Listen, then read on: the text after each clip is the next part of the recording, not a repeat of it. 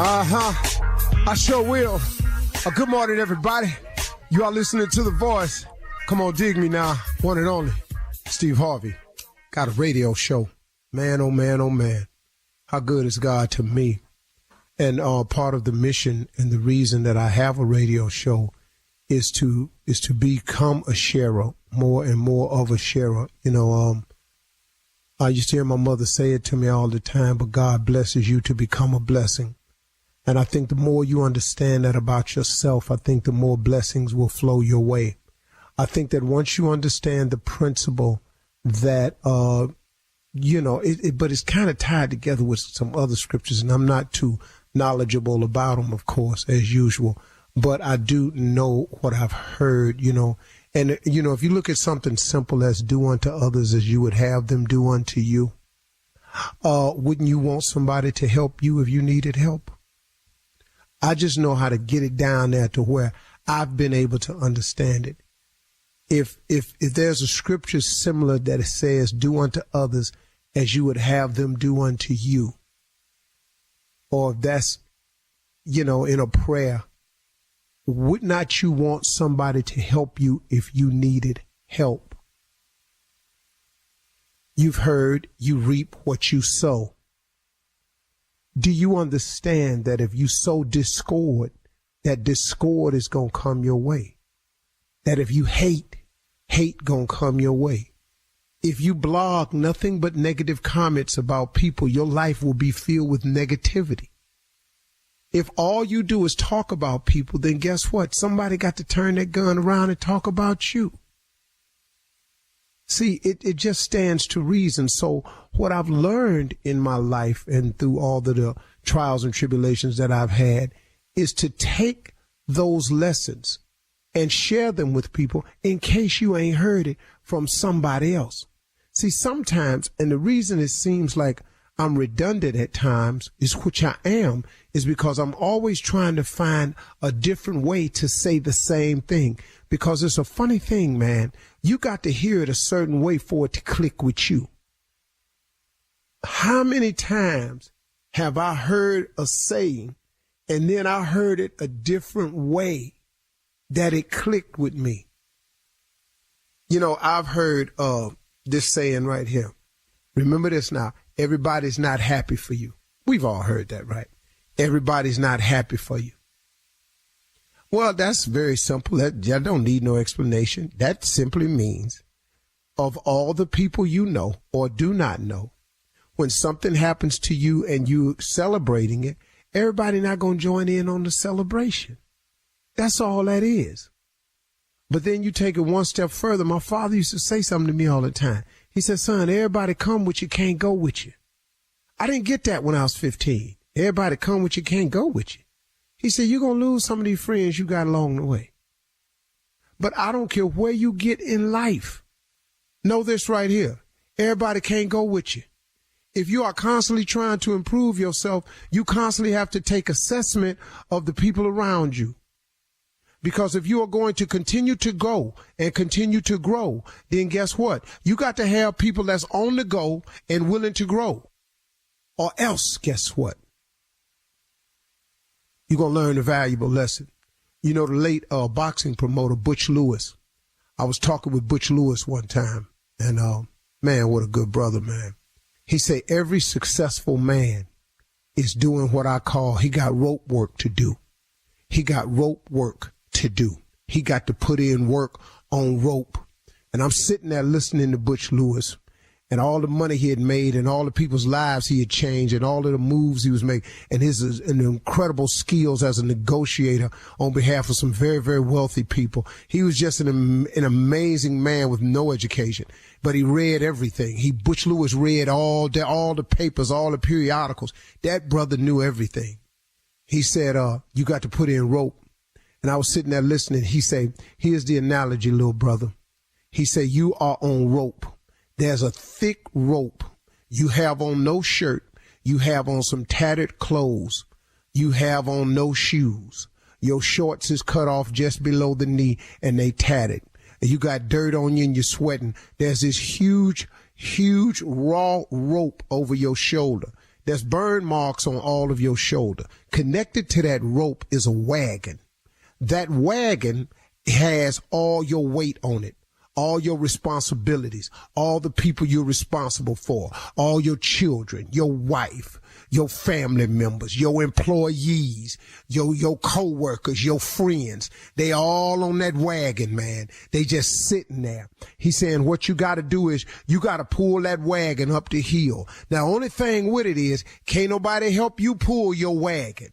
You pull your wagon alone. He said, now, what you can do along the way of pulling your wagon is you can find yourself a good wife, a good woman. He said, now what that woman does is she get down off the wagon. She fan you while you pull it. She put water on you while you pull it. She put stuff in your mouth while you pull it. She kick rocks out the way while you pull it. But she pulling for you. But she is equally as important as you are on the pull of the rope. He said, you hear me clearly now, young soldier. He said, nah, get this here. He said, it's people on your wagon that you're responsible for. But you want the people on your wagon to help you get your wagon to the top. So what you hope is that they got their foot hanging over the side, pushing. They got one leg over the back, or maybe both legs over the back, pushing. They might have their butt on the wagon, but they push you with both legs. They back facing your back. Maybe some of them facing you, but one of them got left leg hanging over trying to push. And you hope that all them people on the wagon you pulling is back there at least trying to help the wagon get to the top of the hill. Here go your problem though. Everybody ain't pushing. Everybody ain't pulling. Everybody ain't kicking rocks out the way. You got some people on your wagon that's just laying on the wagon, drinking lemonade, looking at you, talking about how long it's taking you to get your wagon up to the top, looking at you, talking about why this wagon's so slow. Then when you start picking up speed, they want you to pull harder, you to pull faster, you to pull more. Then they want you to throw what you done earned on the way up the hill back on the wagon so they can have more. But guess what? They ain't helping you get more. But they got a sense of entitlement that since you got more, they should have more. Everybody come with you, can't go with you. Sometimes you got to kick the people off the wagon that ain't pushing and pulling and say, hey, man, I'm sorry. I thought I could do this with you, and I thought you was going with me, but it's clear to me you ain't nothing but dead weight, and it ain't my responsibility to carry dead weight anymore. I have carried you as long as I have to carry you. You are no longer my responsibility. I'm responsible for my family, my wife, my children. I'm not responsible for you. You got to get off my wagon, because I'm a man on rope. I'm on a mission, baby. I'm pulling. You're listening to the Steve Harvey Morning Show. From the studio who brought you the #1 podcast, The Piketon Massacre. Breaking news out of Moscow, Idaho. It was an unimaginable crime. This is a massacre. There's no other way to say it. Officials found 4 people dead.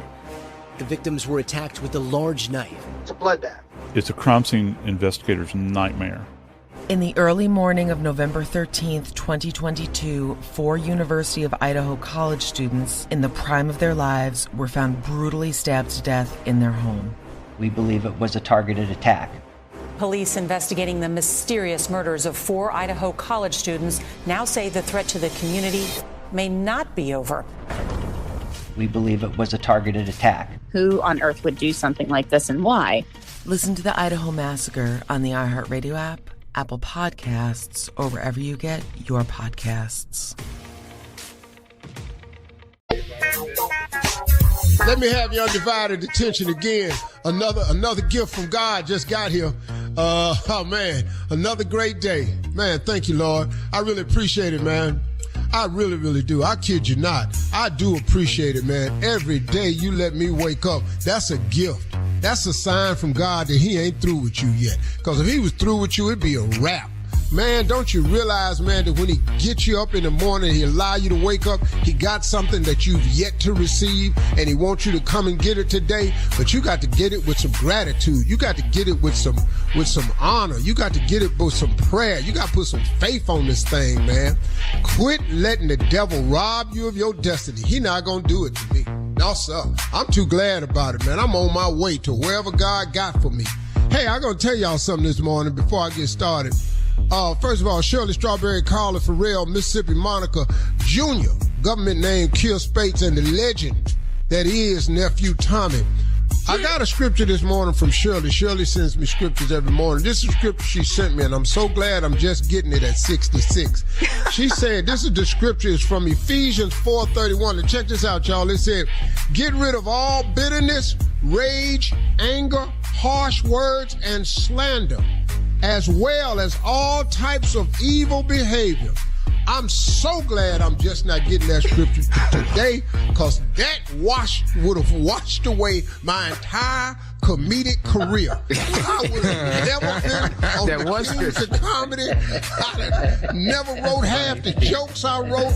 Man, thank you, Lord, for giving that scripture to me late in life, because I was never bothered about getting rid of bitterness and rage and anger and harsh words. My whole comedic career was built on aspiration, harsh words, cussing, anger, mad about something, rage, exasperation, bitterness, upset, and any other type of evil behavior. Thank you, Lord, for giving me that one way late in life. Yeah, it saved my whole career not knowing that. But there's a bright side to everything. Some things I just didn't need to know. And Ephesians 4:31 was one of them. Now, in this portion of my life, I need it, as do a lot of you. You need to get rid of this bitterness and rage. Now I'm preaching now. See, you need to get rid of this bitterness and rage. But you didn't have to do it. Anger and harsh words. Now and you all holier than thou. As well. Right. Yeah. Because I'm 66. I'm too close to the tape now. Yeah. You know, I done lived longer than I got left. Now I want to straighten up. Tell everybody, stop all this bitterness. Yeah. See, now I'm trying to get this high blood pressure down. Now Life too get short. Rid of this Stop bitterness. all this. Yeah, stop all this. You're going to mess around, lose your ticket. You don't know what God done for you. You better come on. That's what I like. Yeah, that's all right. So you telling me and Tommy that's what we need to be doing now. Yeah, y'all need to work on that.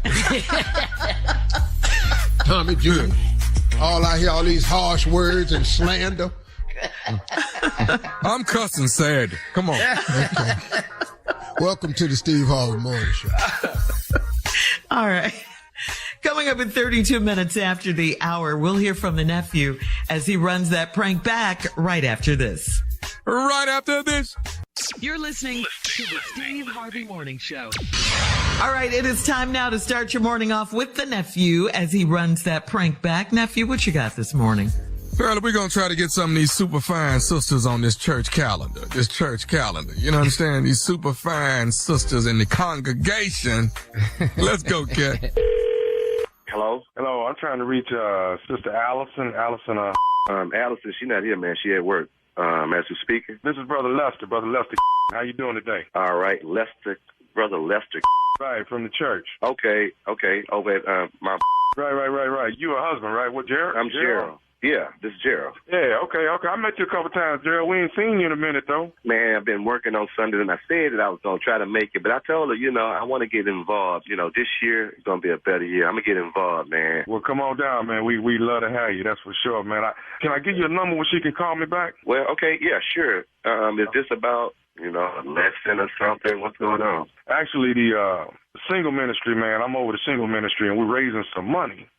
So we're actually putting together a calendar, and we wanted her to give us a call about it. Okay. So let me give you my number real quick. Wait a minute. Okay, you said a calendar. So the church is doing the calendar, but is it like the couples? Like we come in, like how it always be, like the couples come in and be like, this is Mr. and Mrs. I mean, a calendar. I don't know. No. What we doing? See, a lot of the guys got together. What we're gonna do is the Mount swimsuit calendar, and we trying to put that together, man. So let me give you my number, man, because I want to call. All the guys were saying if she get on the calendar, it'll probably get sold. All the guys. Wait a minute. Whoa. Let's slow down. Brother Lester, let's slow down. Okay, a calendar, a swimsuit calendar for the single ministry at the church. What it is, Gerald, we're gonna be the first church who have ever done a swimsuit calendar. You see what I'm saying? No, wait a minute.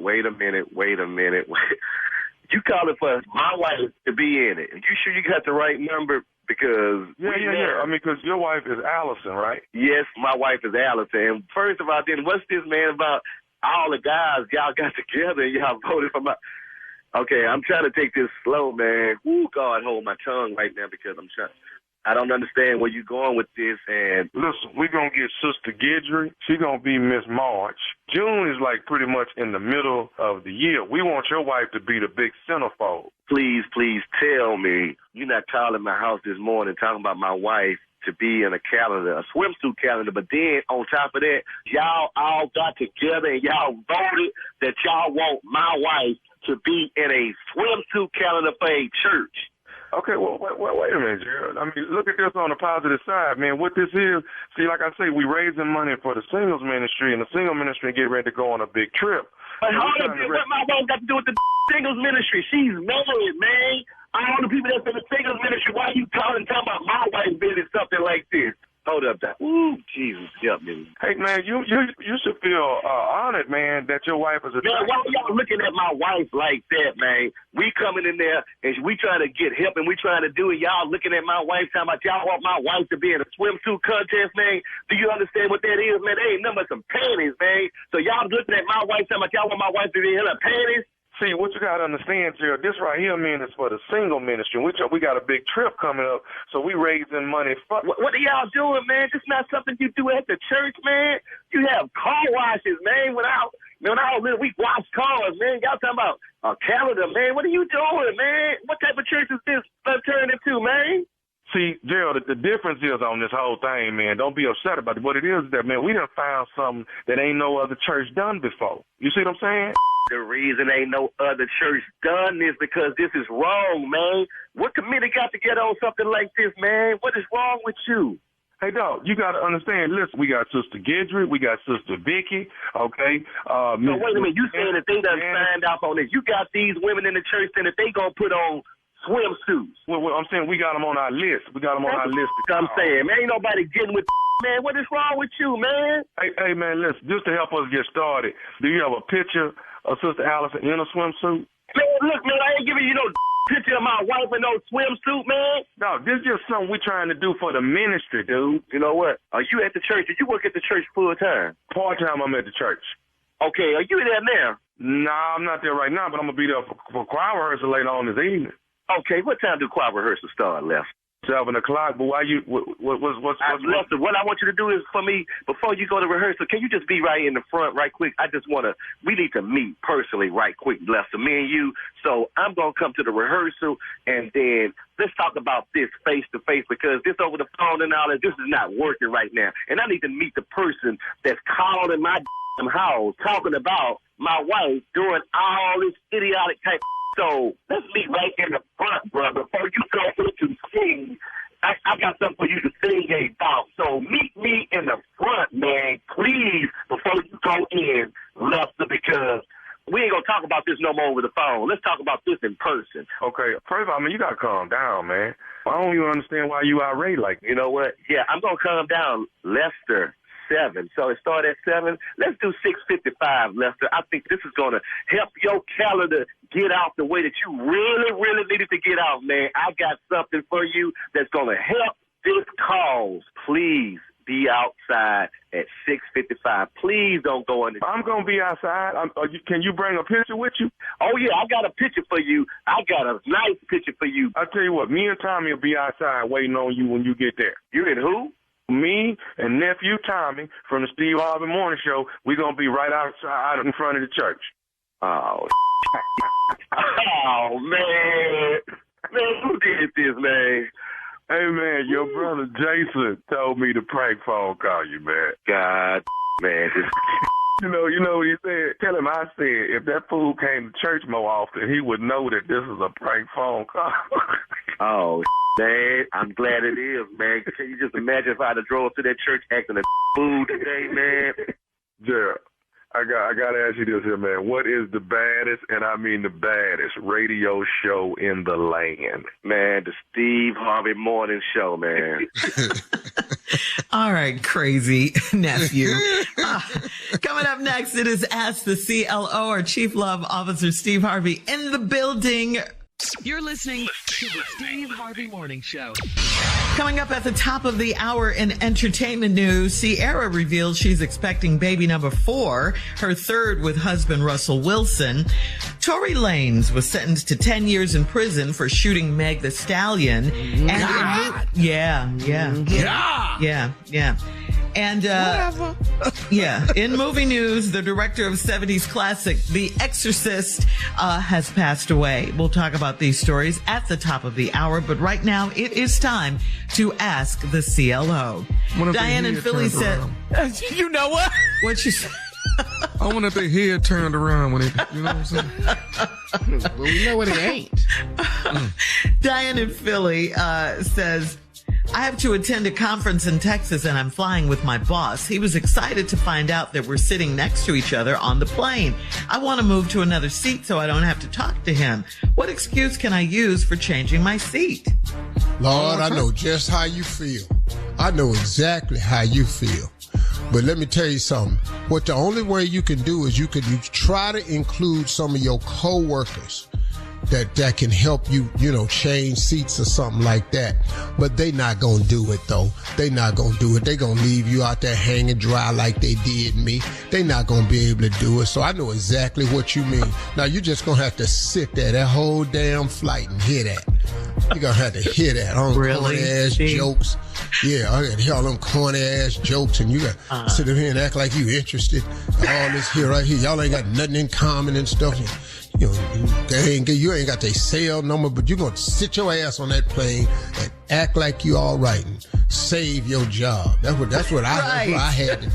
That's what I had to do. I sit over there and act like, get them go to the bathroom a lot of times. That's what I did. Get them go to the bathroom again. All right, we're moving on. Woo, this weak bladder. Just say stuff like that. We're moving on. I just can't hold this no more. You're going to say a lot of stuff like that. Excuse me, I'm so sorry. We are moving on now to Kayla in Charlotte. Mm-hmm. Kayla writes, there's a man in my apartment building that I have a crush on, but he told me he has a girlfriend. He still flirts a lot, so I'm tired of the mixed signals. A girlfriend is not a wife, so I feel like I have a chance to be with him. Do I tell him how I feel? Yeah, you got more than a chance to be with him. You're going to be with him. He done told you he got a girlfriend. He told you. Yeah. But he's still flirting with you. I done told now, you. You talking about he's sending mixed signals. He ain't sending no mixed signal. He giving you the signal. He know what he doing. It ain't nothing mixed. Hey, girl, what's happening? I see you. All right. But he got a girlfriend. Yeah. But a girlfriend ain't a wife. He know that. And you run on up there and see him. So shoot her shot. Are you telling her to shoot her shot? Yo, shot, you ain't going nowhere. You finna be the other girl. Yeah. You ain't got no shot. Yeah, just sign up. That's what you finna be. You finna be the other girl. He got a girlfriend. He told you that. Now you still still smiling and grinning. Okay, you finna be the other girl. She wants to tell him how she feels. Go ahead. Go ahead. He gonna tell you what you want to hear too. Tell him how you feel. Go ahead. He gonna say, cool, what you want to do about that? Yeah, but you got a girl. How you want to handle it? Yeah, and then you gonna go up there and try to move her out since you close by. That's what you gonna do. That's what all y'all do. Y'all try to act like y'all don't know what y'all doing. Y'all try to, I'm gonna move her out. They ain't married. I can give you Tuesdays and Thursdays or Mondays and Wednesdays. Which one you want? Pick. Fridays are out. And the weekend. Holidays. No way in hell you can get weekend in you. Ooh. Way over there. Crazy. All right, moving on to Yvette in Duncanville. Yvette writes, my husband's ex-wife sent his daughter back home in a cheap outfit that she bought. She didn't return the nice clothes I sent her. She told my husband that I shouldn't shop for her child. How do I effectively co-parent with this witch? Ooh. Well, stop buying the baby nice stuff. Yeah. She want the baby in cheap stuff, you can participate. Yeah, save your money. Co-parent, just buy cheap stuff. Mm-hmm. You want to get all your stuff down here at Dollar General? Let's go down. Let's go down here. I know it don't fit good, but put it on anyway. Come on. It's about it. Yeah, all right. All right, last one, Steve. Alma in August says, or maybe it's Augusta. I worked at my church for years and had a great relationship with the pastor after his wife died 6 years ago. Recently, he put his daughter in charge of operations, so I have to go through her to talk to him, and he changed his cell phone number. Is this a sign that he no longer wants to be bothered, or would he tell me? He told you. What's wrong with y'all? You didn't listen? He told you. He changed his cell number. He didn't give it to you. You got to go through his daughter now. That way he ain't got to talk to you no more. What part of this you not understanding? Because it was clear to me, and I just heard it once. Right. She says, is this a sign that he doesn't want to be bothered? Is it a sign? That's what she asked, yes. See, and you with this close relationship you had with her after he died 6 years ago, that was all in your mind. He ain't never wanted you. You see yourself with him. He ain't never wanted you. He don't see you the same way. Is it a sign? That's what she But how big a sign you want? Hell no. Let me tell you what. Hell no. It ain't a sign. It's a damn billboard. It's a sky plane with writing on it. Yeah. It's an exploding ass text message. You got so much lady sign. He's definitely in denial. This is actually in fireworks. Come on, boy. Come on, Alma. And your name Alma. You old. Yeah. You already know Alma. She old. Yeah, no more Alma. Alma. Who the hell you know named Alma? I don't. What's his new girl's name? Oh, his new girl name? What's her name? Sheila. Yeah, she a little younger than Alma. Huh? No, Alma way old. Really? Sheila. You know, Greta is older than Brenda. They don't do Brendas no more. You know. What about Yolanda? Something like that. Well, Yolanda kind of tricky. Yeah. Because, you know, they'll name a basketball player in the WNBA be Yolanda. Nah, they still do that. Yolanda kind of tricky. You know. And you can call her Yo-Yo, too. You know, stuff like that. And you get a name on you like Octavia or something like that. You just stuck. Why is that your go-to? Shout out to Octavia Spencer, Academy Award winner. Okay, well, whatever. How old is she? Dope actress. Yeah, come on. You're starting to prove my point now. You know, so you just got to pay attention to them names. All right. When the last time you seen a baby named Pearl? Oh, don't do that. Don't do that to your baby. Don't do that. Coming up at the top of the hour. Thank you, CLO. Entertainment news right after this. You're listening to the Steve Harvey Morning Show. From the studio who brought you the #1 podcast, The Piketon Massacre. Breaking news out of Moscow, Idaho. It was an unimaginable crime. This is a massacre. There's no other way to say it. Officials found 4 people dead. The victims were attacked with a large knife. It's a bloodbath. It's a crime scene investigator's nightmare. In the early morning of November 13th, 2022, 4 University of Idaho college students in the prime of their lives were found brutally stabbed to death in their home. We believe it was a targeted attack. Police investigating the mysterious murders of 4 Idaho college students now say the threat to the community may not be over. We believe it was a targeted attack. Who on earth would do something like this and why? Listen to the Idaho Massacre on the iHeartRadio app, Apple Podcasts, or wherever you get your podcasts. On the best podcast ever with Raven and Miranda, you'll hear, well, the best podcast ever. Join Raven Simone and her partner Miranda Mayday as they let the Wheel of Words determine the topic of that week's show. Every episode will spin a wheel of random words from things like animosity to something like zodiac, and whatever it lands on, that's what we're going to talk about for around an hour. Think we can't do it? Well, then you've never heard us talk. Each week, Raven and Miranda and celebrity guests like Demi Lovato, Keke Palmer, and Meghan Trainor will spin the fateful wheel, and then the conversation will begin. Also, we're going to have a ton of amazing guests because you don't want to just hear us two all the time, do you? Yes, you do. And somehow we're going to start with something like Spider and end with, well, when was your last nervous breakdown? Listen to the best podcast ever with Raven and Miranda on the iHeartRadio app, Apple Podcasts, or wherever you get your podcasts. Well, guys, in celebrity baby news, congratulations, we got to say it, to Ciara and her husband, Denver Broncos quarterback Russell Wilson. Congratulations. The couple made a pregnancy announcement on social media on IG. In the video, Ciara dances to snippets of her brand new single with Chris Brown, How We Roll. The lyrics of the song are appropriate considering how Ciara sings about making babies, saying, "You look at me like that again, we make another kid. You my heart, I'm your rib." This will be Ciara and Russell's third child together and her fourth child. So congratulations yet again. Yeah. I like the way she made the announcement too. It was really cute. I love them together. My suggestion is want to start slowing it down now. Get up there by that 7 number. You ain't gonna care for it.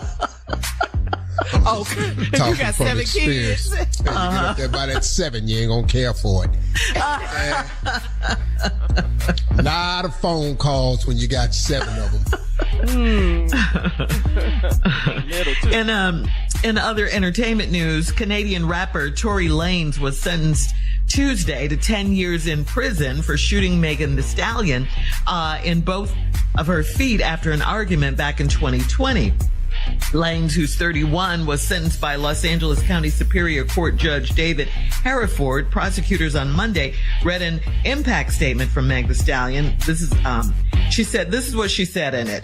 Lanez should be, quote, forced to face the full consequences of his heinous actions and face justice. He not only shot me, he made a mockery of my trauma. He tried to position himself as a victim and set out to destroy my character and my soul. He lied to anyone that would listen and paid bloggers to disseminate false information about the case on social media. He released music videos and songs to damage my character and continue his crusade. Tory Lanez lawyers plan to appeal. All right. This was just stupid. Yeah. I didn't really know the whole depth of the story. I don't know if anybody does, but I mean, dog, come on, man. This 10 years of just something stupid, man. Yeah. Over some ignorant mess, man. Yeah, 10 years. Yeah. I don't, man. You shot at her. He shot her. Yeah. You can't play with guns and then get mad for the sentencing. Bro, you got to do it. I tell young people, man. Stop with this gun business. Yes. If you have the gun, it serves no purpose unless you use it. And that's the mindset of these people who have it. Let somebody say something to me, I'll show them. That's the mindset out here. Yeah. We lead the world in gun violence. Yeah. We lead the world in incarceration. Mm-hmm. Yeah. We lead the world in human atrocities. We have a problem. Yeah. We lead the world in policies against black people. We do. Yeah. We have a problem. Yeah. 31. When he get out, Welcome to America. We know that. Yeah. So glad Meg was able to bounce back from all of that too, that drama. Finally, Steve, in movie news, William Friedkin, the Academy Award winning director of the movie The Exorcist, has died. He died from heart failure and pneumonia. He was 87 years old. The movie The Exorcist was released back in 1973. It was about a little girl named Reagan. It was played by Linda Blair, who is possessed by a little white girl named Reagan. Yeah. She was possessed by a demonic presence. Out here for The film is remembered for its terrifying portrayal of possession, as well as a legendary scene in which Linda Blair vomits into the face of a priest, all while her head was spinning around. The Exorcist is largely considered one of the scariest movies of all time. I say it's the scariest movie I've ever seen in my life. Yeah. Yeah. And I was about 16, 17 when it came out. That was about the scariest movie I've ever seen in my whole life. I never went to a horror movie after that. Really? Yeah. I stopped all that right there. The Exorcist broke me that day.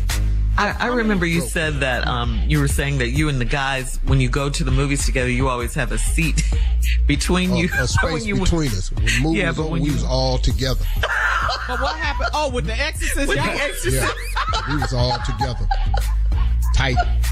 Everybody. Well, I don't even think we realized it, but we was actually holding each other. I don't even think we realized it. 6 little black boys just sitting there just holding each other. All of us from 112th Street. Man, we still close to this day. Yeah, we are still close to this day. Me and Ricardo Prue and Butch, Manny, L, and Gilmore, we still close to this damn day. Do y'all talk about it, Steve? Remember that time we went to see The Exorcist? And everybody just look off. Because we shame. We don't even got there's no jokes about it. Junior, you're younger. I'm tell you something else. There ain't even nobody, like I know this man died and condolences to his family and stuff, but ain't gonna be a whole lot of, flags on this one. Ain't gonna be a whole lot of flowers sent to this one. It was a movie, Steve. Yes. Yeah, well, it don't matter. You made the movie. Yeah. Your ass made it, so yeah, you made it. I know. Condolences to the family, but I was going to ask Junior, Steve, since you're younger, Junior, have you ever seen The Exorcist? Have you ever seen that movie? Yeah, I saw it. I saw it before. I know, but I know one thing. I bet he better not be up there when I get up there. I know that. He better not be in heaven. He better not get up there. I don't care. I saw the little girl spit on the priest. I can't see you in heaven with me. No. You're supposed to tell him you love his work, Junior. That's what you're supposed to. I love your work. Your work was incredible. You're supposed to say that. The movie, right. All right, coming up in 20 minutes after the hour, a Houston, Texas social media influencer is free after being detained for months in Dubai following an incident at a rental car agency. We'll talk about that right after this. You're listening to the Steve Harvey Morning Show. Well, guys, a Houston woman was permitted to leave the United Arab Emirates and come home to the U.S. after months of being in Dubai when she was arrested for shouting in public during an argument with a car rental company. Social media influencer Ciara Allen, that is her name. She paid a fee of about $1,300 to have a travel ban lifted by authorities. Allen was arrested in May following a confrontation with a male employee of a car rental company in Dubai. She was told at the police station that she had been accused of shouting, which under UAE's laws is illegal under offensive, and you could get up to 2 years in prison and a fine and deportation. This case received national attention, and the Detained in Dubai International Nonprofit Organization worked to secure Allen's release. So there you go, for shouting in public. Yeah. And she had, this is a woman that had the green hair. And yeah, I saw it on. I remember that. Well, the story got a lot of attention. We saw it on social media, and it was kind of like this message, Steve, that you talk about all the time when you travel to foreign places. You don't know the laws, and you don't know the rules over there in other countries, so you can't be. You may not have that freedom of speech like you have over here, or that behavior. Well, but I don't want to dress it up differently. Okay. See, we in America, we act as though our rights are the best of any nation. The freedom of speech. Well, I think this country's too free. Yeah, you're free to carry arms. Yeah. You're free to sue whoever you want to sue. Yeah. You're free to talk about somebody with no repercussions and consequences. Everybody ain't going for that mess like we go for over here. Mm-hmm. So when you travel, know the room. Take a look at the room. Read the room. Read the room. You learn that as a comedian real quick. Read the room. I know y'all don't like this, but I'll always go to stuff like this. You're in a room with a lot of really large people in it. Do you think that this would be a time to do a lot of fat jokes? You think this is good? Well, go on. But see, read the room. So now, when you go to these countries, man, you can't do what you want to do because you're an American. And that's why Americans get in trouble when they travel. I'm an American. Don't nobody give a damn. Don't nobody care. America is not as loved as you think they are worldwide because people across this nation know the atrocities of America, and they looking at us like we crazy. Do you know how many times I've had people in my travels go, why do you live there? They treat you guys so wrongly. You know how many times I've heard that? Yeah. So now you done took your ass over there and you want to cuss a man out. It wasn't just for talking. Oh, you was over there cussing the man out all loud at the mall. Okay, all right, cool. You cussing with green hair. There's something wrong with your way. Coming up at 34 minutes after the hour, we're going to talk about the Montgomery Riverpoint Park fight, new assault charges, and race relations in America right after this. You're listening to the Steve Harvey Morning Show.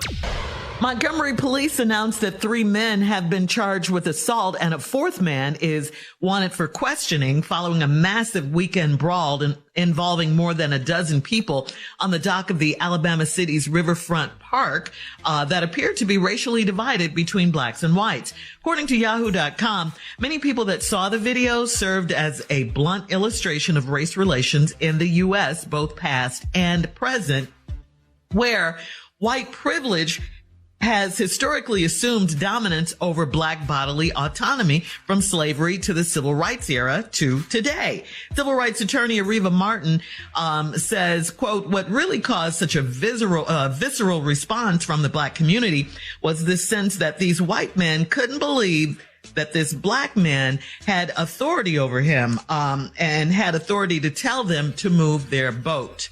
So that's what the problem was, she's saying, in a nutshell. That's why, it happened. They beat him down. They jumped on him initially, all of that, because they just couldn't wrap their minds around the fact that here this black man was telling them they had to move their boat. Do you think you are to talk to me tell me what to do? I'm white. Especially in Montgomery. Yeah. Montgomery, Alabama. Yeah. It's that privilege, same way in New York, baby. It's that privilege. Yeah. I'm saying the history of the city, too. I got what you're saying. Yeah. It's the same thing, Houston, Dallas. You're right. They everywhere. Yes, it's not everybody, but it's enough of them. And see, that's the problem. That's why people don't understand. See, it's enough buttholes that keep everybody tight. That's why I don't never truly relax when I go somewhere, because I have to be aware. As famous as I am keenly aware of my blackness 24/7 when I'm here. Sir. I always noticed. And the average American, the average white American has no concept of what it is to be the only one. The only one on the dock, the only one in the office, the only one in the department, the only one on the elevator. They have no concept of it. And it's a shocking thing when all of a sudden they are the minority. And it's a very uncomfortable feeling. And so, the viral part of it is the overwhelming joy that black people felt when so many people came to his rescue. United. Because you don't get to see that. No. Yeah. You don't. Because see, you don't get to the rescue in time. But we got there just in time for you beat that man senseless. You know what, Steve? It was good to see that it was white people on this steamboat that was seeing it from the beginning, that was saying, hey, they kept asking them to move this boat and they would not move it. So it was white people on the steamboat too saying, hey, y'all were wrong. Yeah. Completely wrong and out of order for not moving your boat. And then you start jumping on this brother, and they pulled that boat out. Order for the violence, for jumping on the man. Period. He was just doing his job. Period. Yeah. But now, I also want you all to know the other side too. See, watch very carefully what these people are saying about this case. Well, when are you going to arrest the blacks? They were fighting too. Yeah, because there's a lot of that going down. But see, so what you're saying is, we don't have the right to protect ourselves. Y'all got all these stand your ground laws and all this here. We don't have the right to protect ourselves or come to the aid of another one. When you wasn't counting the white folks jumping on the black dude, when it was clearly 5-6 to 1. So kicking him, a woman kicked that him. Brother, did you see why is her ass? Yes. And, but boy, somebody got their hands on her ass though. Caught a chair. Oh, you want to be in it? Now, the other person that they're looking for is the brother with the chair. They want him to turn himself in. And he gonna have to go on down there and turn himself in. Me, I ain't. Him in the chair. Yeah. Come on. Matter of fact, when you come to my house to get me, you ain't gonna see a chair in the house. All the chairs gonna be in the garage. I ain't gonna know what you're talking about. I'm telling you right now, I'm not volunteering coming down no damn way. They got the man's name and everything. Looking for the man wheeling the chair to just bring yourself in. We have some questions. Yeah, you ain't got no question. All right, guys. No, coming up next. Picture of a chair. That was cardboard. It is the nephew with today's prank phone call right after this. You're listening to the Steve Harvey Morning Show. Coming up at the top of the hour, right about 4 minutes after, it's my strawberry letter for today, and the subject is my man or hers. We'll find out what that's all about coming up in just a few, because right now it is time for the nephew and today's prank phone call. What you got for us, Nav?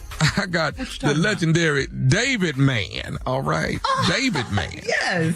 All right. And we want to say happy belated birthday to David Mann. It was his birthday this month. All right. Okay. And since it is. Your granddaddy. Yes. Mr. Brown. That boy funny. That boy funny as all get out. If you never heard when the nephew pranked David Mann, this is it right here. This is legendary in class. You want to prank somebody, you prank them about their mama. Okay? You prank them about their mama. Here it is. Nephew Tommy pranking David Mann. Hello. Hey, Miss Sandra? Yes. How you doing? This is Nephew Tommy. I'm doing fine. Yes, ma'am. We're going to prank phone call your son, David Mann, today, all right? Okay. So here's what I want you to do for me. I want you to call David and tell him, hey, them people came over here asking me about paying that bill, and I'm not paying that bill. And that man got smart with me, and I shut the door on him. I told him to call you. Okay. When you get through with him, I'm going to call him back as if I'm that man. Okay. Okay, I'm fixing to do an add-on there. That's what you call it, an add-on? Okay, do the add-on then. Hold on. All right. Okay. We'll figure it out. I'll call you when we get through. All right. Okay, then. Bye-bye. Hello? You did good, dog. Okay. All right, he'll call you back in a minute complaining that we done pranked him, all right? Okay. All right, God bless you. Bless you, too. Bye-bye. All right, let's go. Hello? Ever bring me that paperwork on apartment 314? Hello, I'm looking for David, please. This is David. Okay, this is Jim out at Barton Green Apartments. Is your mother Miss Old? Yes, sir. How can I help you? Okay, we got a problem here. Now, I'm the new general manager here, and I'm just getting this thing brought to me about your mother not paying her water bill, and we got to get this matter taken in. As of right now, I've been instructed to actually go in and get your mother and take her completely out of the apartment building. Okay, so tell me what the problem is. Explain to me what the situation is, sir. The situation right now is no one has paid this water bill whatsoever. She thinks, from my understanding, that she only owes $106, and she owes far more than that. She has not paid a water bill at all. All right, and your mother, and I'll be the first one to tell you, your mother was very rude to me and slammed the door in my face. Okay, sir, so let me, I'm just trying to understand the situation. So the water bill hasn't been paid in how long? From what I'm looking at, it's at least 4 or 5 months from what it looks like here on the paper. Okay, so it's 4 or 5 months behind. Yes, it is. Okay, and so how much is it? I'm going to have to tally all this up and get everything lined up as far as the numbers. As of right now, sir, if no one is paying this bill in the next 30 minutes, I am instructed to put your mother out and pack her things and put her out. And that's not what I want to do. But as rude as she was to me, at this point, I'll tell you what, David, I don't give a damn. Sir, so I'm just here to try to help make the situation better. So I need you to take a deep breath for me and calm down, because I'm calm. So let's just I understand what's going on. And I would be calm too had your mother not have slammed the door in the face and said some things before she shut that door. Other than that, I'll be trying to work as calmly as you're working. That's right. So what do we need to do? I won't be able to do it within 30 minutes, but how much is it? Just find out how much it is. You know, from what my understanding was, it was $109 or something, $106 for at least 4 months. Is that what the problem is? No. What is owed right now, the $106, sir, is 1 month. How is it, and I guess my question is, how does the water bill, $106 for a one-bedroom apartment with one person, $106 water bill is kind of high, don't you think? I mean, I don't have no idea what your mother's doing. I don't know if she runs a lot of water, or I have no idea about that part. Unless she's washing every day and running all the water every day, $106 for an apartment is a bit extreme. I mean, wouldn't you say so yourself? That's a bit high, sir. I understand that you have some issues about what the amount of the bill is. That does not get in the middle of the fact of how far behind we are. Okay, that's the problem we have. How far behind are we? I'm trying to resolve the issue. We are 5 months behind. 5 months behind. So how much is the bill for 5 months? I'm getting her to tally that up as of right now. But let's get back to the issue of someone not being able to get here in 30 minutes. Is there no one that can get here and take care of this bill in 30 minutes? Let's figure out how much it is, and I'll try to get that worked out. So if you can give me kind of a tally on what it is. If I had to guesstimate, I mean, let's look at the fact that here it is, $106 on 1 month. You know, let's say it's roughly $100 each month. You know, you're looking at $500 at least. Yes, sir. I have to say $100 for it. That's extreme. You know the problem that bothers me, that you people won't pay your bill. Sir, wait a minute now. I need you to relax because I pay my bill. You got a mother over here that's apparently you must be the caretaker of, and you're not taking care of your mother from what it seems like. Okay, what I need you to do is relax and not be accusatory. That's what I need you to do. I need you to... What I need you to do is stand up, sir, and take initiative of whatever your responsibility is. And if you're responsible for your mother, then you should take care of your mother. You know what? You're upset right now, and you're not going to get me upset with you because you don't know what's going on. And so do you not care about your mother? Because if that's the case, I can just get off the phone with you. Right now, my job is to get her out of the apartment and pack her things up because the bill is not paid, and she's saying she's not paying it, to take it up with her son. What you're trying to do is get me to be where you are. I'm not going to go there with you. I'm not trying to get you to be where I am. I'm trying to get you to take care of your mother if that's your responsibility. Now, if it's not, I'll leave it up to her. You and I going back and forth on the phone, and you having the attitude that you have, what good is that going to do, and what is it going to solve? Are you somebody that sits at home and you need to get your up and get a job? What do you need to do to get your mom taken care of so I can get this paid, and this is not on my debt? I'm not going to be another angry black man with you, sir. I have a lot more sense than that. So you're not an angry black man. You're a lazy black man. That's the problem with you people. With you people, what is you people? Those that don't want to work, want to sit around, want to get a welfare check every day, when the rest of us out here hustling and busting out. When who's out busting what? I don't know. Are you illiterate or just dumb? You're the manager of the apartment? You want to know who I am? Yes. I am Nephew Tommy from the Steve Harvey Morning Show. And your mother and your son, David Mann Jr., got me to prank your behind.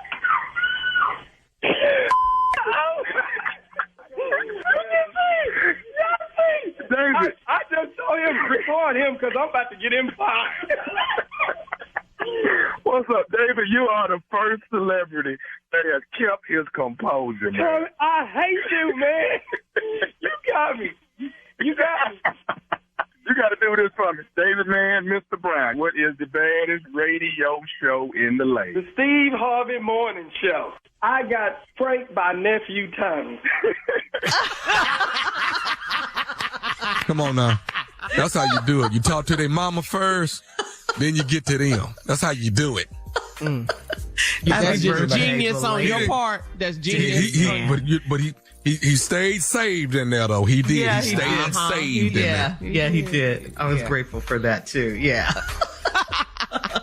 Because there are some Christians that have lost it, though. That y'all do know that. Shout out to his lovely wife, too, Tamala Mann. It's Tamala Mann. Her singing self. Boy. It's going down this weekend at the Sanger Theater, New Orleans, Louisiana. That's right. What? Am I lying, Junior? Is it going to be straight in? Sir. No, you're not. Okay, then. Kid Junior Boy Space in the building. Tony Roberts in the building. Dominique is in the building. Hosted by yours truly and the legend herself, Monique. in the building at the Sanger Theater. Tickets are on sale right now at all Ticketmaster outlets. So Stupid is on the way to the end. No, we second line and all the way in there. All the way in there. Just we straight sure second line. are. Okay. Sure are. You know what that means. Yeah, it means Greenville, y'all, next week. Greenville, South Carolina, next week, baby. All right. All right, nephew. Coming up next, thank you. Strawberry Letter. The subject is my man or hers. We'll get into that right after this. You're listening to the Steve Harvey Morning Show. From the studio who brought you the #1 podcast, The Piketon Massacre. Breaking news out of Moscow, Idaho. It was an unimaginable crime. This is a massacre. There's no other way to say it. Officials found 4 people dead. The victims were attacked with a large knife. It's a bloodbath. It's a crime scene investigator's nightmare. In the early morning of November 13th, 2022, 4 University of Idaho college students in the prime of their lives were found brutally stabbed to death in their home. We believe it was a targeted attack. Police investigating the mysterious murders of 4 Idaho college students now say the threat to the community may not be over. We believe it was a targeted attack. Who on earth would do something like this and why? Listen to the Idaho Massacre on the iHeartRadio app, Apple Podcasts, or wherever you get your podcasts. On the best podcast ever with Raven and Miranda, you'll hear, well, the best podcast ever. Join Raven Simone and her partner Miranda Mayday as they let the wheel of words determine the topic of that week's show. Every episode will spin a wheel of random words from things like animosity to something like zodiac, and whatever it lands on, that's what we're going to talk about for around an hour. Think we can't do it? Well, then you've never heard us talk. Each week, Raven and Miranda and celebrity guests like Demi Lovato, Keke Palmer, and Meghan Trainor will spin the fateful wheel, and then the conversation will begin. Also, we're going to have a ton of amazing guests because you don't want to just hear us two all the time, do you? Yes, you do. And somehow we're going to start with something like Spider and end with, well, when was your last nervous breakdown? Listen to the best podcast ever with Raven and Miranda on the iHeartRadio app, Apple Podcasts, or wherever you get your podcasts. It is time now for today's Strawberry Letter. And if you need advice on relationships, work, dating, sex, parenting, and more, please submit your Strawberry Letter to steveharveyfm.com and click Submit Strawberry Letter. We could be reading your letter live on the air, just like we're going to read this one right here, right now. And you never know, it could be yours. It could be yours. Buckle up and hold on tight. We got it for you. Here it is. Strawberry Letter. Thank you, nephew. Subject, my man or hers.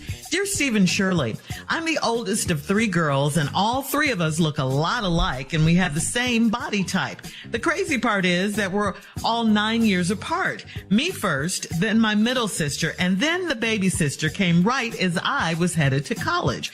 I used to babysit my sisters on campus, and my babysitter used to cling to my baby sister used to cling to my boyfriend for dear life. I married my college boyfriend, and my baby sister was so in love with him. She went to culinary school abroad, and she hardly ever called me, but she called my husband to talk about sports all the time. I thought it was cute and innocent back then, but maybe not now. When little sis came back home, we told her she could stay with us instead of at our parents' house because they still treated her like a child. I told her she had to get a job, though. 2 months later, she still wasn't working, so I had a talk with her about being more responsible. Then I heard her tell my husband that I'm always so mean to her. I told him that their private conversations need to stop immediately. That's when he told me of all the inappropriate things my baby sis had been up to, like texting him throughout the day with small talk. He also said she is often up late at night and tries to get him to drink wine with her. She almost always asks him how his day was and if there's anything she can do to make him comfortable. He told me to talk to her so she wouldn't be embarrassed, so I did. She admitted to loving my husband in a sisterly way and said she sees no reason why she can't text him to see if he's okay or treat him like a king when he's at home. Is this my man or hers? Is her behavior innocent or intentional? And would I be wrong to ask her to move out? No, you would not be wrong to ask her to move out. And don't ask us if it's your husband or hers. He's yours. So you got to act like it, okay? Listen, she knows, your husband knows, and yes, you know too what your sister is doing and what she's up to, and we know she's wrong. Your sister's out of line. You don't need Steve and I to tell you what you know in your heart and your mind. You already know this. She's trying everything she can to seduce your husband and entice him and get him. She's doing it. She's supposed to be looking for a job, but she's only interested in working on your husband, okay? It's not her responsibility to treat him like a queen. That's your job, okay? If you choose to do that. And it sounds like you do. How dare she? She's disrespectful. She's quite crazy to be doing this in your house. You've been kind to her, and this is how she pays you back?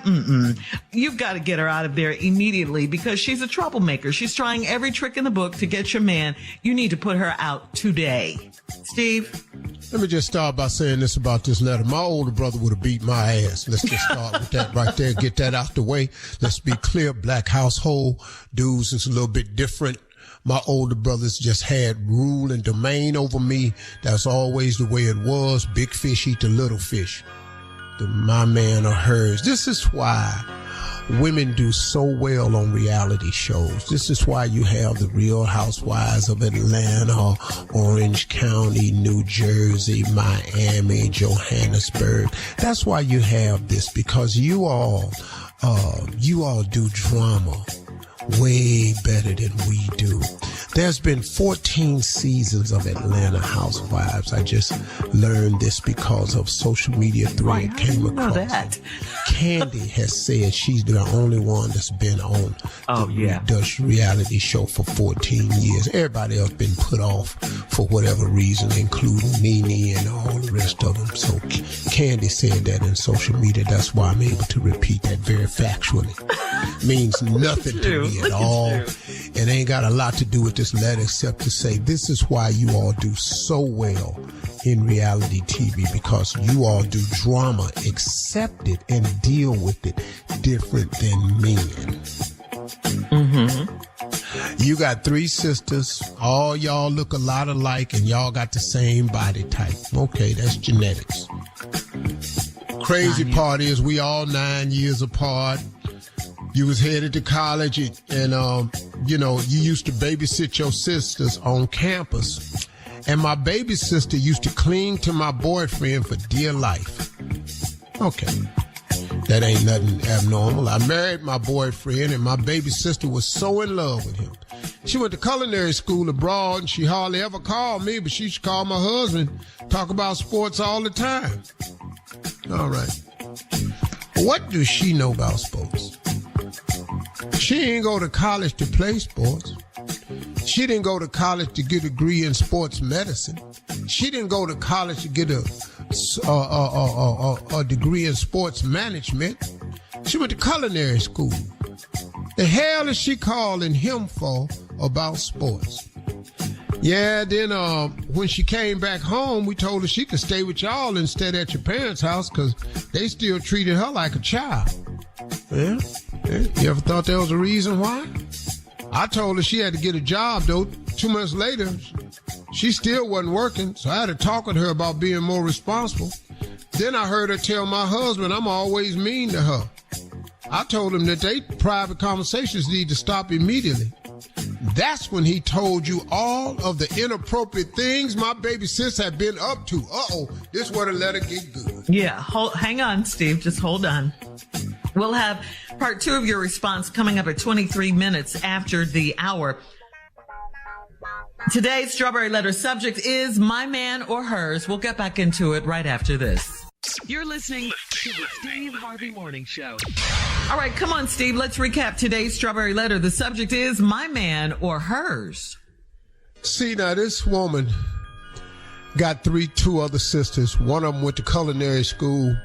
She used to babysit him in college, and when the little baby girl was clinging to the boyfriend. I don't know what college let this happen. I don't know what parents takes their kids to their college daughter to babysit. I don't know what kind of setup this is. And I don't know no college boyfriend that's in on babysitting. Now, we're not doing this. When you get through babysitting, call me. I'm playing ball or something. Anyway, she used to cling to him. She grew up, went off to culinary school, never called you, went to culinary school abroad, never called you, but always called your husband. She was so in love with him, checking him on sports and stuff. She don't know a damn thing about sports. Anyway, she come back to the States and she needs somewhere to stay. Don't want to stay with the parents because the parents say she act like a child, so they let her stay with her, but she told her she had to get a job, though. 2 months later, she ain't got no damn job. She ain't working, so I guess that little abroad culinary school thing ain't work out. You can get your ass somewhere down here now. You take all this culinary experience. IHOP always got somebody down there. And I'd be damned if you can't be a cook at Waffle House. Cause I know good and hell well. I know the Waffle. All you got to do is be able to listen to 3 people hollering at you at the same time. Cause the menu at the Waffle House ain't changed. You got to be able to hear 3 people holler at you at the same damn time and still be able to get these eggs, these waffles, and these hash brown smothered chunk covered diced and sliced, and you got to be able to get that coffee order out. You got to be able to do all that there. I know that. So she could have got a job there, you're saying? You could have got a job at the Waffle House because the menu's simple. You don't even open the menu. I tore a fingernail off one time when I first went to the Waffle House trying to open the menu by sticking my fingernail in there. I didn't never know. I thought they was stuck. Maybe some syrup had got on it or something. And I damn near tore a fingernail off trying to open up a menu. The white lady came over and said, "What you doing, sweetie?" I said, "I'm trying to open this menu up." She said, "You don't open it up. You flip it open." That's the first time I have seen a menu that was a flash card. But there's always jobs available for you. You can really cook. Anyway, this helper don't want no job. So anyway, she doesn't. She doesn't. Anyway, you told her she had to get a job, and then she wasn't working, so you had to talk with her about being more responsible. That's why the parents still treat her like a child, because she act like a child. Parents ain't stupid. Baby girl spoiled, been acting like the baby the whole life. Now, y'all let her stay with her. Now, you find out what the parents were saying. The parents was right. She act like a child. Now, she done went to your husband talking about, no, you always been mean to her.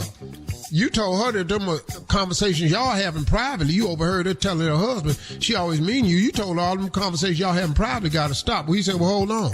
Now, he a good dude. Because, see, he started telling you about all the inappropriate things your baby sister been up to, like texting him throughout the day with small talk. He also said she was often up late at night and tried to get him to drink wine with her. She also asked him how his day was going, if there was anything she could do to make him comfortable. He told me to talk to her so she wouldn't be embarrassed, so I did. Now, this is a good dude you married to.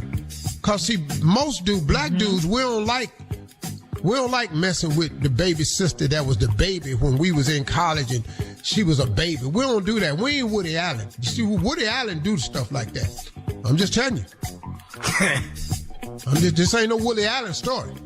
We ain't moving on. When did the switch go down here? What at? That's what this letter is about. No, this what this letter ain't about, because this brother a good brother. He is. You'd have had a damn problem in your house. If your ass was married, you got to research this story right here.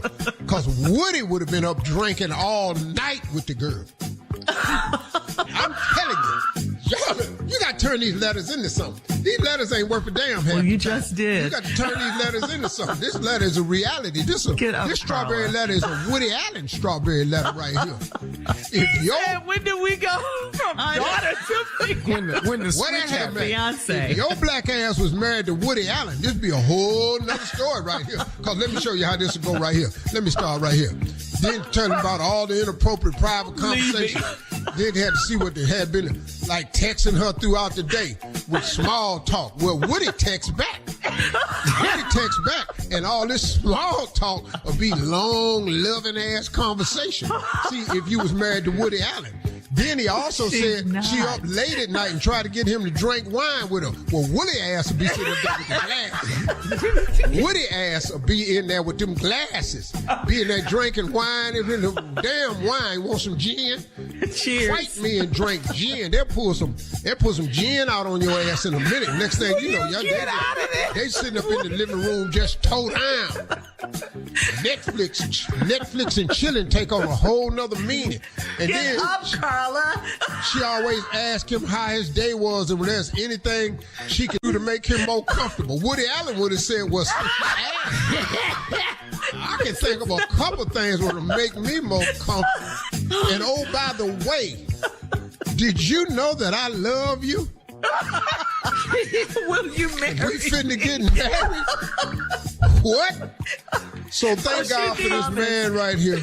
And should you put her ass out? Yes, put her ass out and throw a parade for your man and get your man a nice gift for not being Woody Allen. That's what Yes, the end. In the words of Junior. All right, post your comments on today's Strawberry Letter at Steve Harvey FM on Instagram and Facebook, and check out the Strawberry Letter podcast. It's on the free iHeartRadio app. You can download it right now. Coming up at 46 minutes after the hour, we'll have Junior and in Sports Woody Talk. Allen was black, we'd be having free Woody rallies. Right after this. You're listening to the Steve Harvey Morning Show. It is time now for Junior and Sports Talk. What you got, Junior? Man, what is going down in Washington, man? The Commanders. Oh, my gosh. Eric Bieniemy is the new offensive coordinator for the Washington Commanders. Yep. They are saying that he is coaching them too hard. They don't like his coaching style. The players are having an issue with him. They ain't been in the playoffs since when? Hey, exactly, Tommy. Coaching is part of it. Didn't he come from Kansas City? Yes, sir. Didn't Kansas City won a couple of Super Bowls? Yes, sir. Yes. You don't think right? that he yes, was a huge part of that? Yeah. So now he trying to teach you to have a winning attitude instead of this losing ass record y'all been dragging around all these damn years because y'all stupid ass had the wrong emblem on the side of your helmet. You ain't even know how to name your football team. But he be hollering at us, Steve. He be hollering too loud when we shut your punk ass up and get out on this field. It's hot and he hollering, Steve. It's too much. I'm going to run the play, but he don't have to be screaming at us while we doing I'm screaming because you've been losing for 6 years in a row. You ain't made the playoff. Yeah. I know that, but when I get down in the 3-point stand, why is he hollering in my ear every time? I can't focus. Because you're too damn slow and you're losing. And the name of the football team is Commanders, but you can't take a damn command. I can take a command. Why don't you just be the Washington Ducks? Because you're ducking everything I'm telling you to do. Just whisper.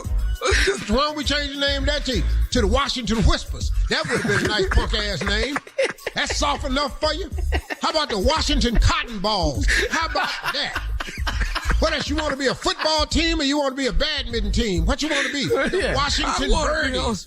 I want to be on a football team. I just don't want nobody hollering at me like that. I just can't focus. Man, shut your punk ass up. This is football. Run this play. Run this damn play and sit up here crying. That's why your ass been losing all these years. Ain't nobody been in here hollering at you. Just been letting you do what you wanted to. What is your tender ass crying for? He had us out here at least 2 hours. That's just too long, Steve. It's just too long. What? And quit calling me Steve as coach. That's why we're not winning right now. Well, Coach Steve, can you talk to Benjamin about letting us take some more breaks? We just need a few more breaks and just don't be so loud. You don't need a break. You need a win. Too loud. That's what we need. We need a win. I can't believe this, man. Texas Patriots tonight. Vikings Seahawks game is tonight. Football is back, man. But goodness gracious, man. Yeah. Junior, Prescott threw 3 interceptions in practice the other day. I just want to already. The season is started. He said he wasn't gonna throw 10 interceptions this year. 10. Yeah. Okay. Yeah, he said that. All right, coming up at the top of the hour, social media advice is needed, Steve. This is from a man who says, I laughed at my daughter's dream to be an influencer. We'll talk about it right after this. You're listening to the Steve Harvey Morning Show. From the studio who brought you the #1 podcast, The Piketon Massacre. Breaking news out of Moscow, Idaho. It was an unimaginable crime. This is a massacre. There's no other way to say it. Officials found 4 people dead. The victims were attacked with a large knife. It's a bloodbath. It's a crime scene investigator's nightmare. In the early morning of November 13th, 2022, 4 University of Idaho college students in the prime of their lives were found brutally stabbed to death in their home. We believe it was a targeted attack. Police investigating the mysterious murders of 4 Idaho college students now say the threat to the community may not be over. We believe it was a targeted attack. Who on earth would do something like this and why? Listen to the Idaho Massacre on the iHeartRadio app, Apple Podcasts, or wherever you get your podcasts. How Rude, Tanneritos is the Full House Rewatch podcast you've been waiting for. Each week, get together with iconic characters Stephanie Tanner and Kimmy Gibbler, also known as actresses Jodie Sweetin and Andrea Barber, as they team up to relive every episode of your favorite Friday night comfort show. We spent our entire childhoods on a little show called Full House, playing frenemies, but becoming besties whenever the cameras weren't rolling. And now, 35 years later, it's our biggest adventure yet. Get ready for Jodie and Andrea to tell all as they take an in-depth look back at life in and around the Tanner home from the very beginning. So if you think you know everything there is to know about Full House, how rude. We'll be reliving every moment with you, and we'll be joined by our Full House family, including all your favorites from 192 episodes. We'll reveal the hidden treasures you may have missed within the show, and we'll take a trip down memory lane together. Listen to How Rude Tanneritos on the iHeartRadio app, Apple Podcasts, or wherever you get your podcasts. All right, Steve. Devin on Steve Harvey FM writes, things are tense at home because apparently I'm not taking my daughter's dreams seriously enough. Yesterday, I caught her sprawled out on the hood of one of my neighbor's Corvettes. Yes, she asked him for permission. I asked my wife what the hell she was doing, and she said she was taking pictures for the gram. Later that night, I looked up her Instagram page and saw what she was doing. She's pretending she owns the car and living a lavish life to, quote, build her brand as an influencer. I guess my hysterical laughter wasn't appropriate because now I'm being shunned by her and my wife for crushing her dreams. I guess me asking her where she was taking us to dinner with all her rich money was out of line too. Steve, any suggestions? Any suggestions on how to fix this? You know, bro, I understand that, and you perfectly fine feeling how you feeling. A lot of these people who are trying to be influencers are going about it the wrong way, and they all get exposed. If you're fake, like they just exposed that white guy that was on there talking about he's an influencer, and the guy came out and said he rents his jet to him to take pictures on the jet. Oh, wow. You know, man, when they find out that you're not who you are, it's such a hard thing, man, because you got to build your empire. Your building has to have a solid foundation. If you build it on sand, when the waves come up, it's going to get washed away. And that's what your daughter's doing. And she thinks that she's going to build a brand by imagery. And that's not how it works. Like, for example, do you ever know that there seems to be a craze out here now of people who are life coaches? I'm a life coach. And I be looking at their life and it don't be together worth a damn. And I'm sitting there going, who letting them coach them? Right. You live in an apartment and you a life coach. Yeah, you're going to tell me how to get my life together. Yeah. I mean, seriously, man, that's how I look at it. You know, I've had people come to me and tell me, hey, man, I've got an idea for you that can make you $100 million. Look, man, the first thing I want you to understand is the moment I have a $100 million idea, the first person I'm going to take it to is me. Right. So we're going to go and work this 100 million. You got to be solid out here, y'all, young people and old people. Stop worrying about the imagery, the look of it, and get the realness. No, you can be a motivational speaker after you've found ways to motivate people. You know, your life should reflect what you're doing, is what you're saying. You can teach a person how to get up if you've been down and you got up. You can tell a person how to get over if you've been under and you got over. You can tell a person how to win if you've lost and won. You can tell a person how to come back if you've made a comeback. Right. If you ain't done none of them things, yes, Carla. But it seems like everybody on social media, they love the fake stuff. They don't like the people that's keeping it real, Steve. It's like it's all this fake stuff. But they think it's real, though. But they think it's real. You're absolutely 100% correct. They like all this fake stuff, but what do you have that you like? You're liking fake stuff. Mm-hmm. Right. You're going to have to keep getting faked. Yes, and the likes are fake.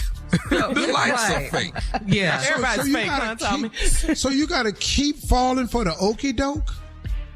When are you going to start liking only that which is real? Mm-hmm. Yes. So you can have something real. Is that what her dad should tell her, though? Should he sit her down? Because he wants to know, how does he fix this? Because they're laughing mad at him. your children is not the way. Right. Yeah. They're mad at Making him. Making fun of your children is not the way. Mm-hmm. It's like, my sons will come to me, Dad, I don't like the way your social media does this. Or, Dad, I don't like the way your team do that. Okay. Don't come to me telling me the problem if you don't offer a solution. Mm-hmm. So as a parent, when I tell my children not to do something, I have a solution for them. But they done got grown now where they have opinions about my life. But if you ain't got no solution, you keep all that to your damn self. Yeah. Okay. Because right now, I ain't seen nothing I want from you. Oh, all right. Including your damn opinion. Coming up in 20 minutes after the hour, we'll have more of the Steve Harvey Morning Show right after this. You're listening to the Steve Harvey Morning Show. Well, Zoom is finally tired of Zoom meetings. The company is requiring... Just a foolish not just singing Zoom. I know. But I don't care. The company is requiring most of its 7,400 employees to come back to the office Okay, Zoom at Zoom. So the Zoom on at least a people part-time basis. Mm-hmm. Starting this month, the company said they believe having employees in office will be the, quote, most effective for everyone involved. I like to fly away. Employees are fighting back against the hybrid model and complaining about the time and money it will now cost them to commute.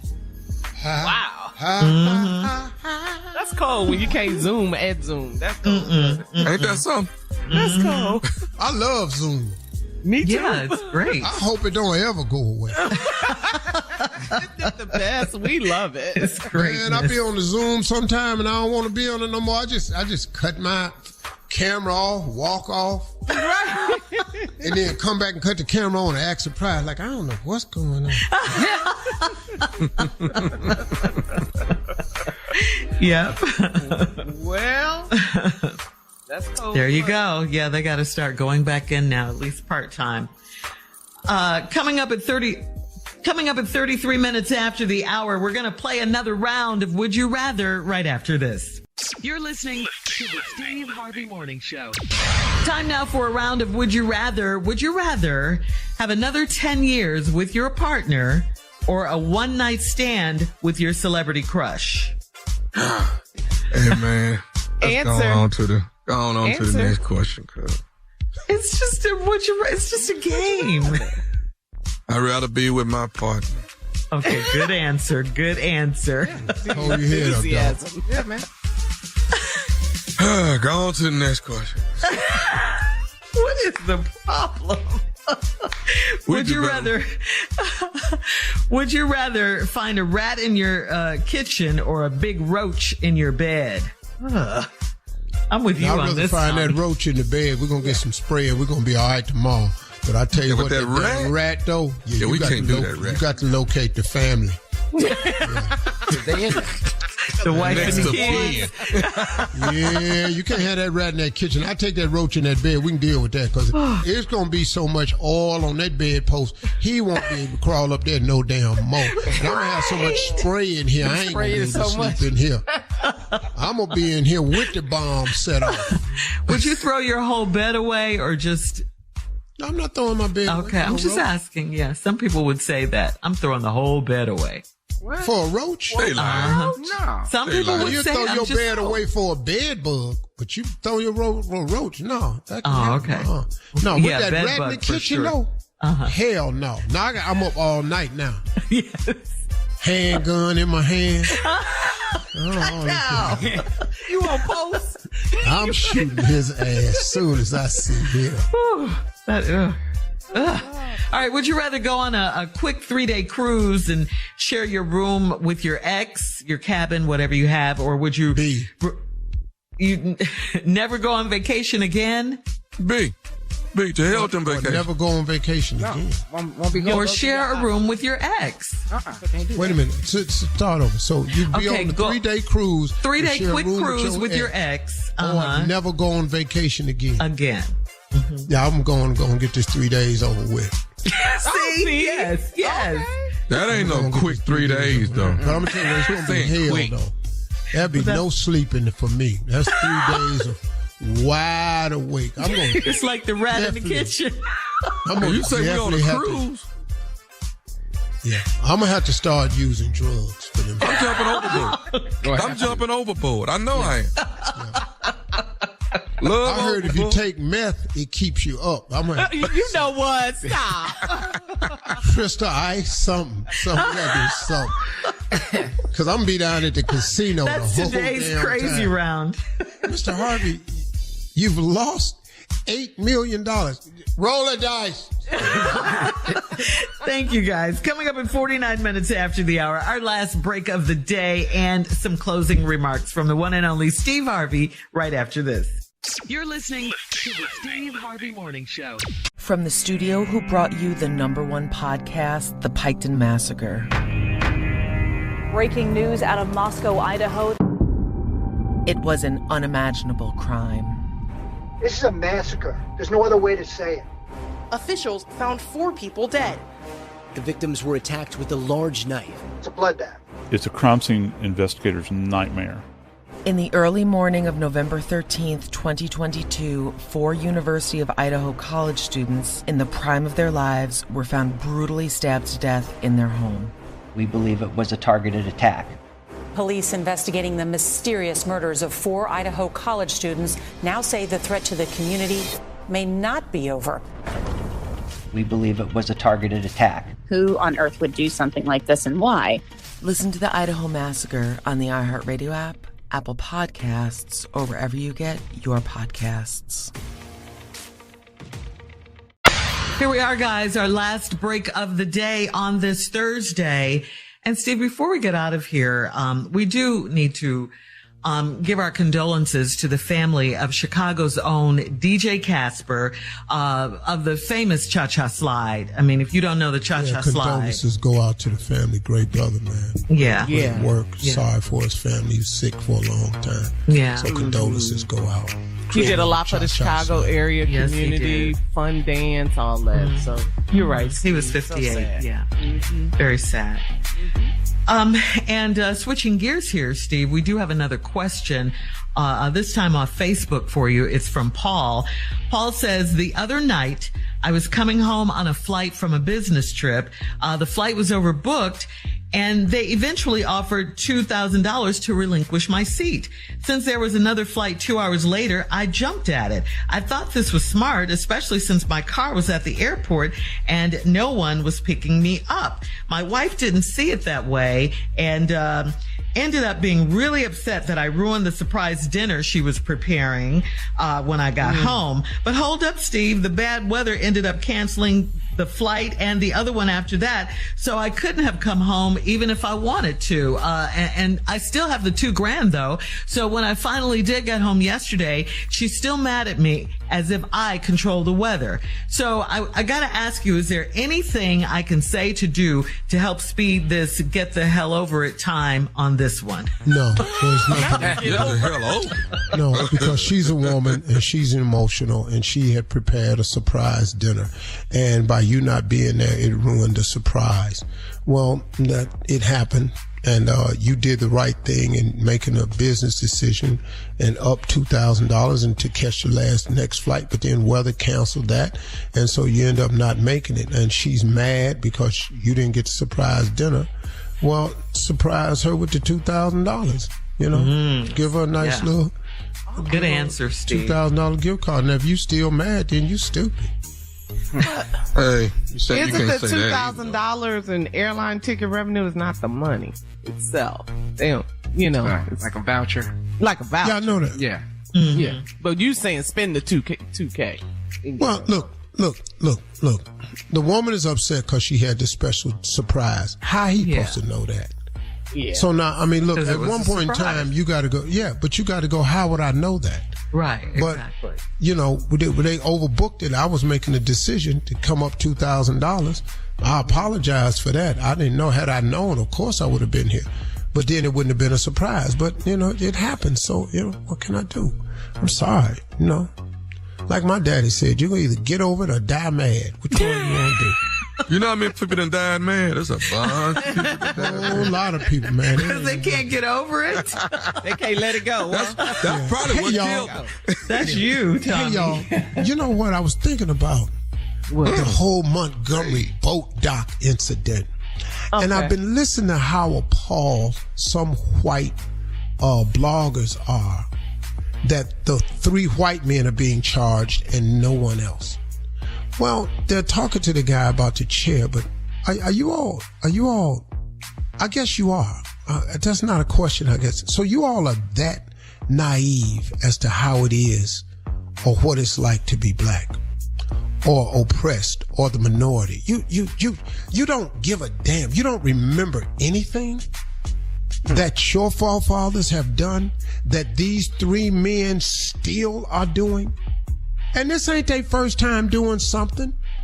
They done something similar to this before. This one just got caught on camera.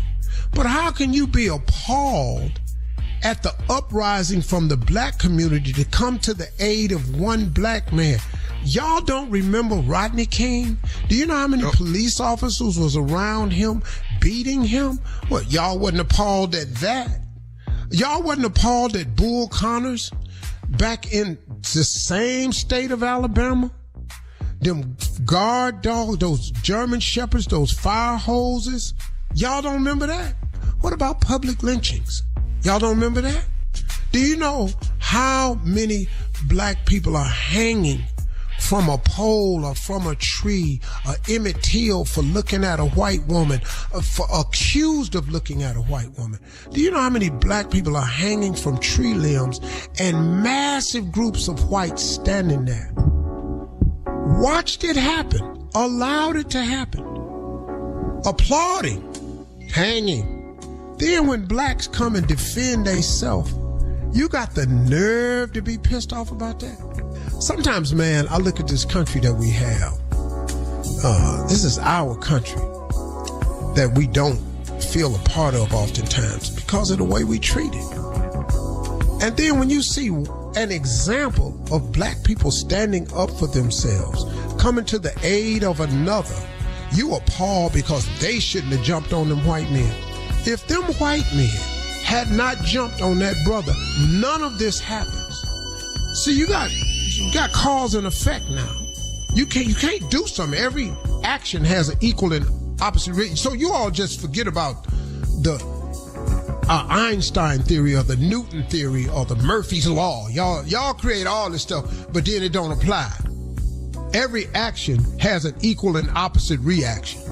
If them 3 white boys wasn't the racist bigots that they are and tried to gang whoop this black man, they would have beat him senseless till somebody came to the rescue. Man, y'all missed me with that. I'm sorry. I know we ain't supposed to condone violence, but I don't condone violence, but I do condone, Yeah.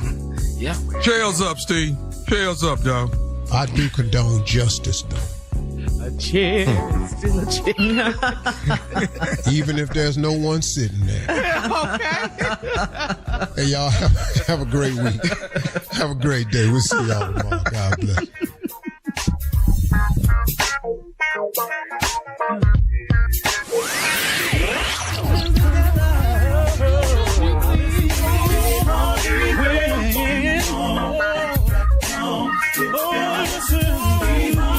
For all Steve Harvey contests, no purchase necessary, void where prohibited. Participants must be legal U.S. residents at least 18 years old unless otherwise stated. For complete contest rules, visit SteveHarveyFM.com. You're listening to the Steve Harvey Morning Show.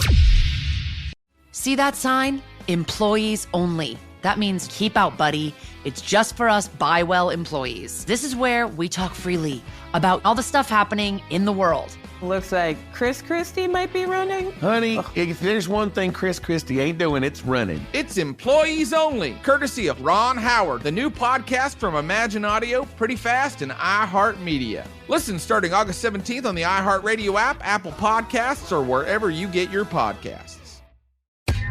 What's up? This is Michael Rappaport. Did you know that I have a podcast?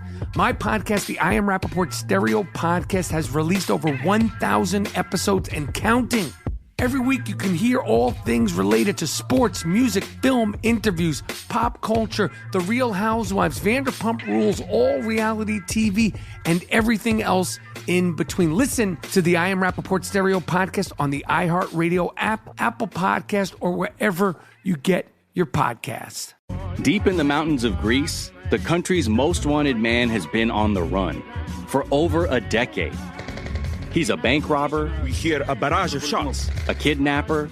But to many Greeks, he's a hero. His name is Vasilis Paliokostas, and we're on the trail of the man behind the myth. A modern-day Robin Hood who steals from the rich and gives to the poor. I'm Miles Gray. Listen to The Good Thief on the iHeartRadio app, Apple Podcasts, or wherever you get your podcasts.